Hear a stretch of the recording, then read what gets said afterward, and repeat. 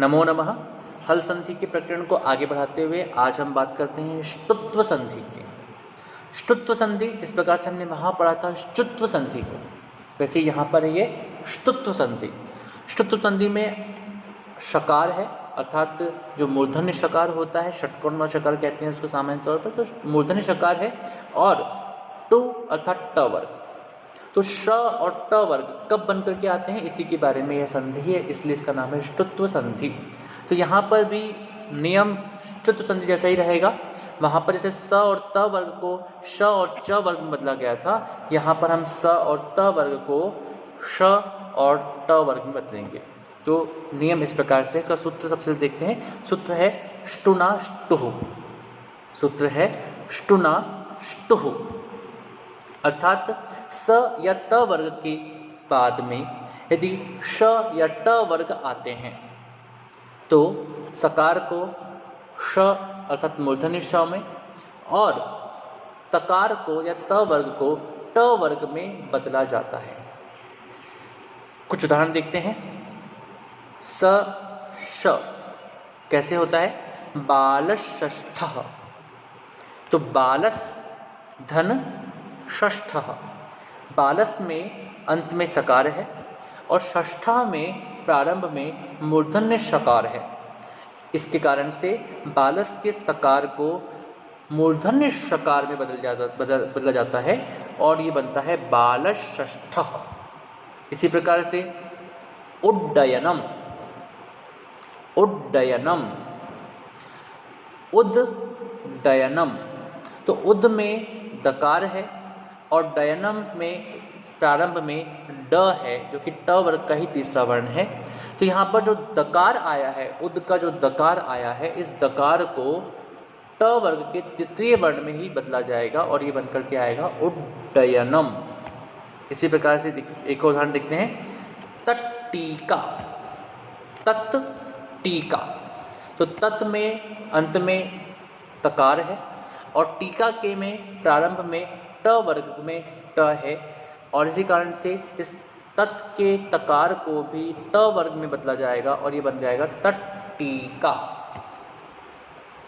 तो इस प्रकार से हम देखते हैं कि स को श में अर्थात मूर्धन्य शकार में और त वर्ग को ट वर्ग में बदला जाता है।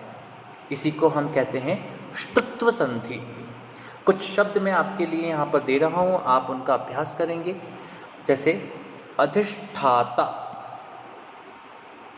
प्रतिष्ठा, पेष्टा, आकृष्टः,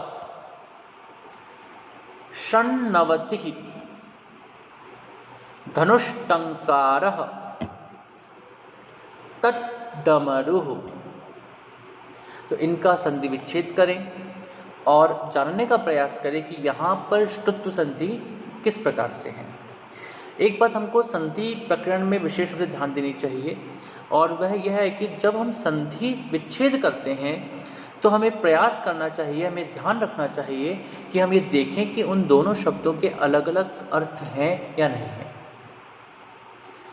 केवल कुछ संधियों में, जैसे कि हम देखते हैं अयादि संधि में, हमें फिर भी लगेगा कि जैसे ने अनम, तो वहाँ पर वो क्योंकि शब्द प्रक्रिया का भाग है, इस कारण से उसके दोनों शब्दों को हम अलग अलग जब करेंगे तो ठीक है, उनके मूल स्वरूप में तो हमें उसके अर्थ दिखाई देंगे, लेकिन परिवर्तित रूप के अंदर हो सकता है हमें उसके अर्थ स्पष्ट रूप से दिखाई न दे रहे हों।